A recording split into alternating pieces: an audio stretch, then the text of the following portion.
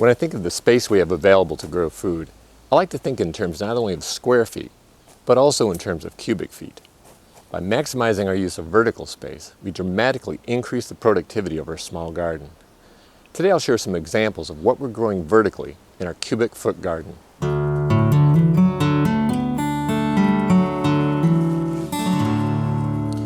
Here in this bed we're growing cushaw squash, scarlet runner beans, and straight 8 cucumbers on trellises.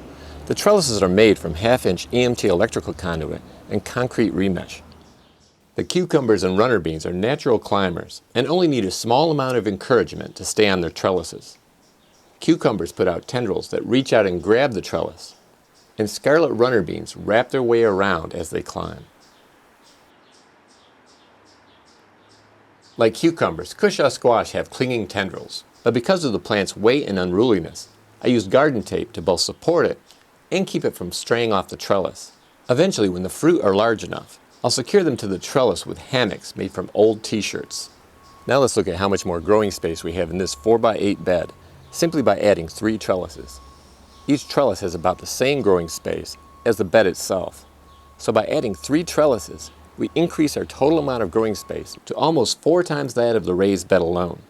I say almost because the vertical plants do take up some space in the garden bed. Each crop would easily cover the entire bed if grown on the ground. But by growing vertically, we're able to grow not only the cushaw squash, scarlet runner beans, and cucumbers, but also bush beans, sweet potatoes, garlic, and kale, all in the same 4x8 bed. Increasing our growing space nearly 4 times by growing on trellises makes a huge difference. Now let's take a look at the next example.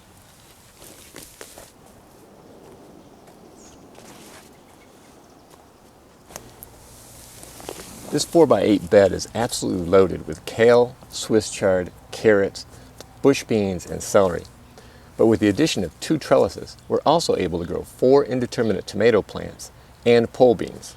This setup nearly triples the growing space in the bed. Like runner beans, pole beans climb pretty much all on their own. I just occasionally guide them back to the trellis. The indeterminate tomatoes require a little more work. I prune them to a single stem, weave them through the trellis, and occasionally tie them off with garden tape.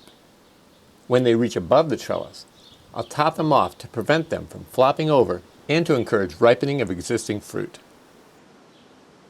While we're on the topic of tomatoes, we're also growing single-stemmed, indeterminate tomatoes on conduit stakes in nooks and crannies all over the garden. We prune all the suckers and tie the plants to stakes with garden tape.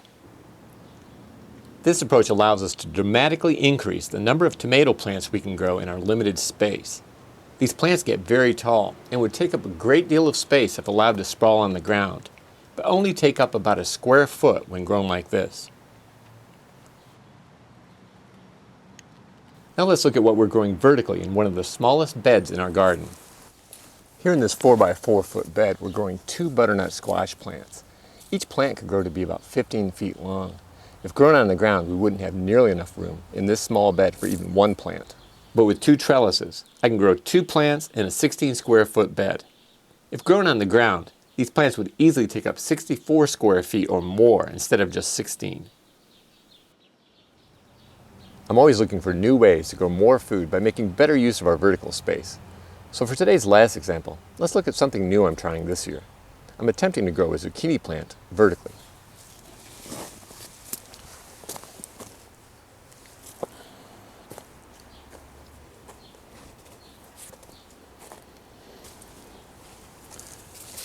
What I'm trying to do is train this zucchini plant up this 2x2 stake and keep the leaves up off the ground. So far this experiment is working out very well.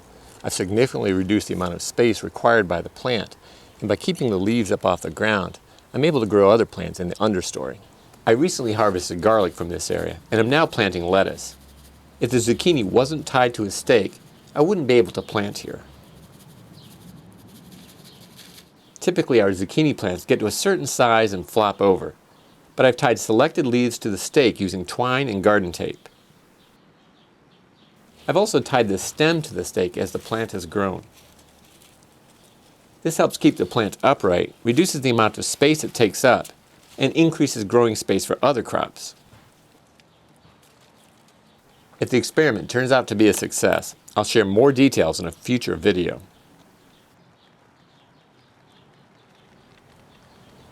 I hope this video inspired you to grow more food by making better use of your vertical space. Of course, there are many other crops that can be grown vertically, as well as many other methods. You can grow peas, pumpkins, and melons up trellises, strawberries in strawberry towers, and tomatoes in tomato cages. You can grow up fences, trees, and even grow on living walls.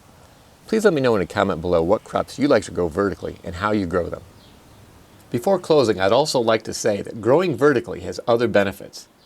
Getting plants off of the ground reduces pest problems, and the increased airflow reduces diseases like powdery mildew and blight. It also makes it easier to find and harvest crops like beans and tomatoes, and even helps reduce backstrain. As we close, I'll share links to videos that will answer your questions about how we make our trellises, how we train crops up trellises, and how we grow vertically without shading out other plants. Links to these videos are also in the description below. If you found this video helpful, please give it a thumbs up. And if you haven't already, please subscribe for more videos on how to grow a lot of food on a little land without spending much or working harder than you have to.